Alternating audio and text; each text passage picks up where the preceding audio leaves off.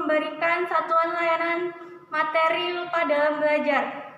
Kami kelompok 9 yang beranggotakan saya Intan Komalasari, NPM 2019 4064 01038. Dan saya Wanda Widiawati, NPM 2019 4064 01016. Saya Yulia Wahyudi Tias, NPM 2019 4064 01014.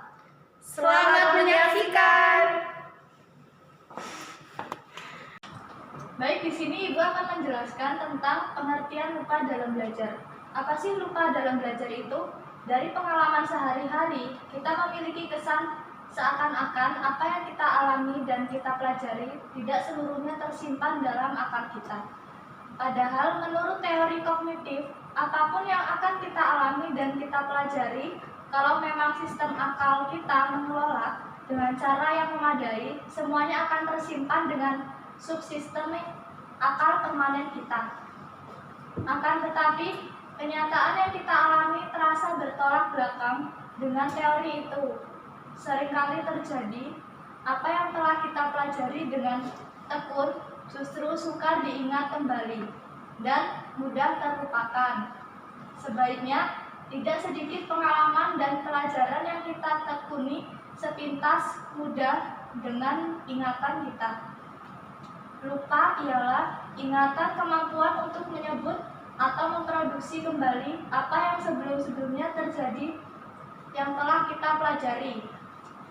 Secara sederhana, Bulow 1982 dan Reber 1988 mendefinisikan lupa sebagai ketidakmampuan mengenal dan mengingat sesuatu yang pernah dipelajari atau dialami. Dengan demikian, lupa bukanlah peristiwa hilangnya informasi dan pengetahuan akal kita. Paham ya?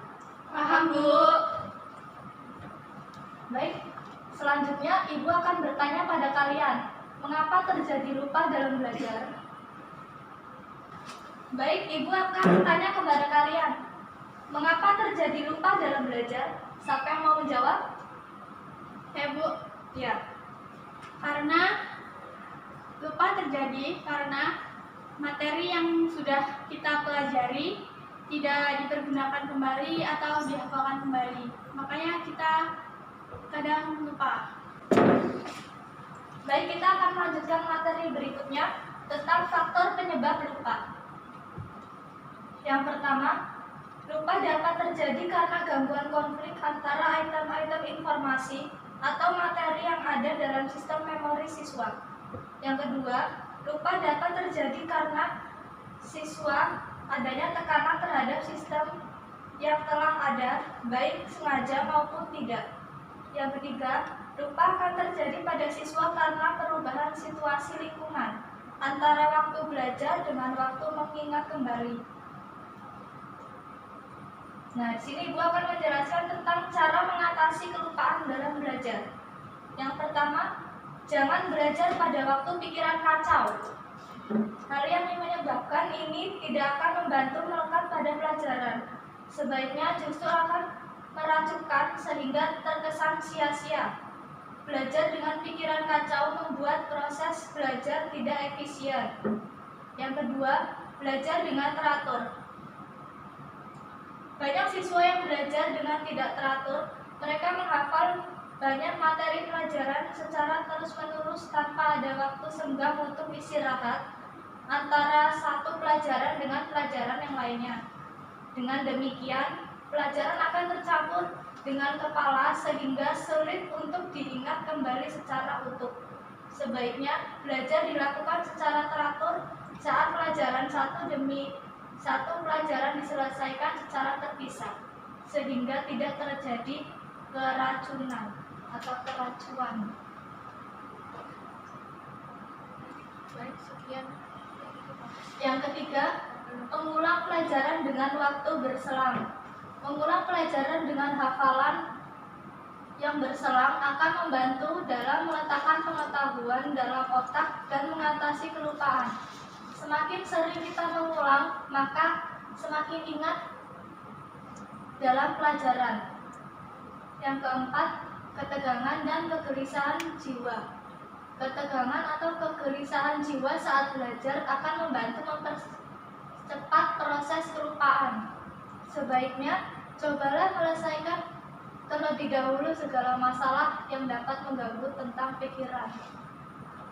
Apabila terjadi ketegangan, dapat dilakukan relaksasi terlebih dahulu sebelum memulai belajar, sehingga dapat menghafal dengan penuh konsentrasi. Yang kelima, konsentrasi.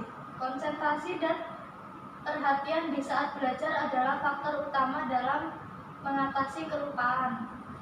Yang keenam, variasi dalam menghafal. Setiap individu memiliki cara berbeda-beda dalam menghafal. Semakin banyak variasi cara menghafal ikut membantu mengatasi kelupaan.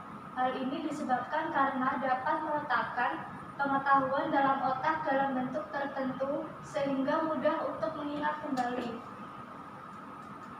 Yang terakhir, jangan meremehkan pelajaran. Faktor utama penyebab lupa serta melemahnya ingatan adalah melalaikan pelajaran dan meremehkan pelajaran. Jadi dari materi yang sudah Ibu jelaskan, apa yang kalian pahami? Ada yang mau jawab? Saya, Bu. Jadi di sini saya akan menjelaskan apa itu pengertian lupa dalam belajar. Lupa dalam belajar ialah hilangnya kemampuan untuk mengungkapkan kembali informasi yang telah kita terima atau yang sudah kita pelajari. Seperti itu, Bu. Ya, benar. Baiklah, tadi kan kita udah materi. Biar nggak ngantuk, coba kita permainan untuk melatih konsentrasi agar kalian tetap semangat dalam belajar dan tidak lupa materi pelajaran. Baik, kita coba permainannya ya. Kalau misalnya kalah, mau apa? Nyanyi, Bu. Terserah, Bu. Ya, udah. Panjang, pendek, pendek, panjang, pendek, panjang. Ya, coba yang kita seriusin ya, yang bener ya. Baik, Bu. Panjang, pendek, panjang. Baik, karena konsentrasi kalian baik, kita akhiri permainannya. Silakan duduk. Silakan duduk.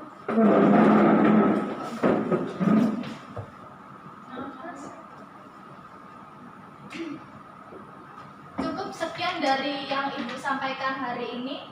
Apabila ada kata-kata yang salah, Ibu mohon maaf. Saya akhiri. Assalamualaikum warahmatullahi wabarakatuh. Waalaikumsalam warahmatullahi wabarakatuh.